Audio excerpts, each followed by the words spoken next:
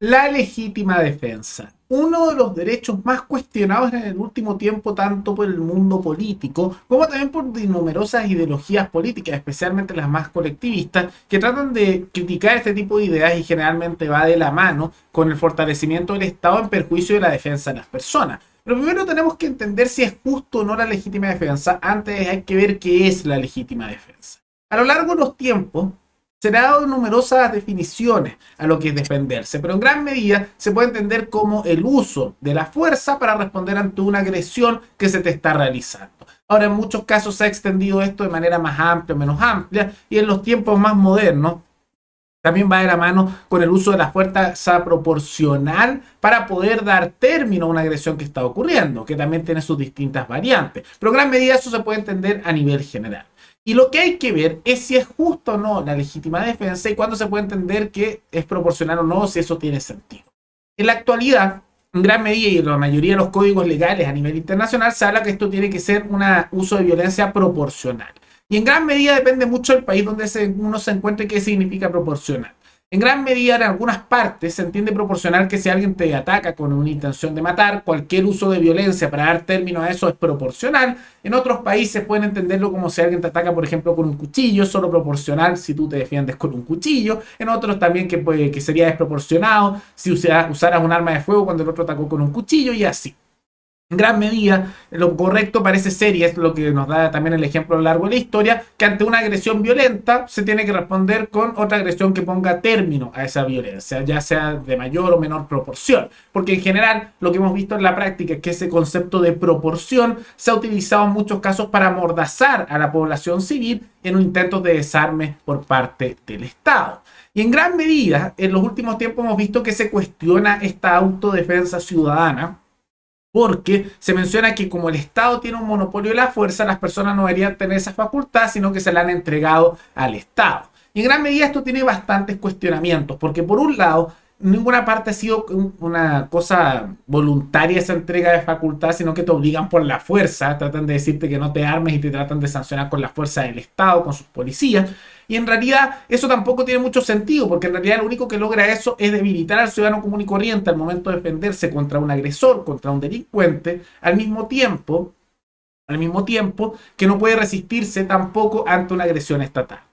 Y por otro lado, hay que ver las derivaciones de esa legítima defensa, porque hay que entender que el derecho a la legítima defensa no es solo una cosa individual, sino que tiene derivados. Porque si tú tienes derecho a defenderte de agresiones, al mismo tiempo tienes derecho a organizarte y juntarte con otras personas para defenderte de otras agresiones. O sea que al mismo tiempo el derecho a la legítima defensa da también el derecho a organizarse y defenderse en grupo ante una agresión.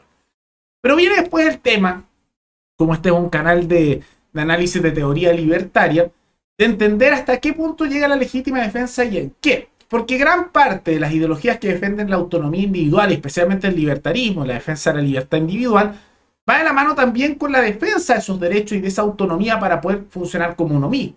Entonces hay que entender que la legítima defensa está también muy contemplada dentro del libertarismo, pero lo que se entiende como legítima defensa es más amplio. Porque al momento de defenderte tienes primero que ver qué se entiende como una agresión. Lógico, ¿no? Para la mayoría de los casos, algunos te dirían si alguien intenta matarte es una agresión, obvio. Si alguien intenta robarte es una agresión, claro. Aunque ya en esos casos algunos te dirían no, es desproporcional que tú mates a alguien si te están robando tu casa porque es desproporcional, ¿no? No está proporcionado. Pero dentro de lo que se entiende como libertarismo, como agresión, es un concepto mucho más amplio. Porque ya se ha hablado en el libertarismo y es bien conocido, incluso figura más conocida a nivel internacional, se habla mucho del impuesto es robo y que el Estado es inmoral, pero bajo esa misma lógica, como lo hemos visto en programas anteriores de lo que entiende el libertarismo como algo agresivo, como algo negativo, se entiende la misma existencia del Estado, tanto por el monopolio de la fuerza, que es forzoso y no voluntario que se ha formado, como al mismo tiempo por su financiamiento ilegítimo, que es a través de impuestos, que como hemos visto en programas anteriores, el libertarismo lo considera ilegítimo por ser una extracción forzosa de tu dinero que no puedes tampoco parar de hacer de manera voluntaria, sino que se extrae por la fuerza, es un robo legalizado, como se ha mencionado. Y por lo tanto viene la pregunta de ¿cuándo entonces es legítima el uso de la fuerza para defenderse, la legítima defensa? Y bajo una estructura libertaria, no solo lo es ante una agresión directa a tu persona, sino también al momento de responder ante todo lo que es el Estado. Porque si todo eso que hace el Estado es por naturaleza injusto, naturaleza inmoral, por cómo se financia, por cómo es su uso de la fuerza monopólica que se estructura de manera obligatoria y que se hace sin el consentimiento individual, todas sus actuaciones son agresivas. Y también por lo mismo todos los que son parte del Estado, que son parte de esa estructura, también son aquellos que hacen eso, porque el Estado es un ente abstracto, al final se manifiesta por las personas que son parte de él y actúan. Entonces todos ellos son agresores. Y una persona que no es parte de esa estructura, o sea, alguien que no es un estatista, puede organizarse, o hacerlo él solo, pero también puede organizarse en grupos para responder ante eso. Y no sería una agresión, sino que al contrario, sería una defensa ante la agresión del otro. Porque si de la misma manera tú te puedes defender cuando alguien intenta robarte en tu casa y entra un ladrón, de la misma manera puedes organizarte y defenderte ante el ladrón más grande y en la estructura de robo más grande organizado, como es la estructura estatal. Eso es un poco la lógica que está detrás de la estructura de la legítima defensa dentro del libertarismo. No solo para casos individuales, sino ante estructuras de carácter opresivo, que podríamos decir que son de robo, como lo son la estructura estatal y por lo tanto contra sus miembros. Y eso es un derecho permanente de toda persona a defenderse ante eso y se ve como legítimo dentro de esa estructura libertaria.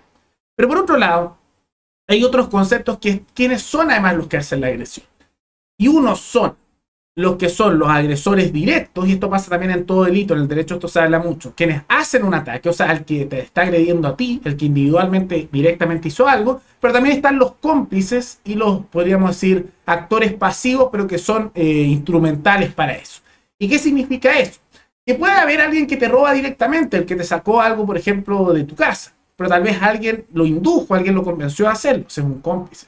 O alguien que ayudó a hacer eso aunque no te robó directamente, también es un cómplice. Y eso también dentro de un delito se ven como que son agresores también. Contra ellos es legítima una defensa. Entonces, a nivel de la estructura estatal, si vemos que es una agresión la estructura estatal, si vemos que por lo tanto un acto de fuerza en defensa, ya sea a nivel individual o organizado colectivamente, simplemente defenderse ante esa estructura estatal, no es solo contra aquellos que hacen el acto, o sea, los que son parte del Estado, sus funcionarios, sus cargos políticos, etcétera, sino que también contra aquellos que son cómplices de esa estructura. ¿Y quiénes son cómplices? Aquellos que las facilitan, como son los corporativistas, y también aquellos que la justifican, que por lo tanto no se sostendría así, no. O sea, aquellos que creen en el Estado y aquellos que apoyan la estructura estatal.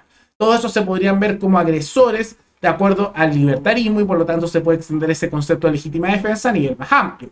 Ahora, como todo derecho que existe a nivel de las personas, la legítima defensa no está obligado uno a ejercerlo en todo momento, solo cuando uno crea que sea necesario, porque al final un derecho no es una obligación necesariamente, sino que es una facultad, una posibilidad que uno tiene. Pero en el concepto del libertarismo, ese de legítima defensa es mucho más amplio porque se extrapola a estos otros elementos. Y muchos al bebé no se han dado cuenta de las consecuencias lógicas de eso, pero más bien hasta eso es lo que va la legítima defensa en el libertarismo.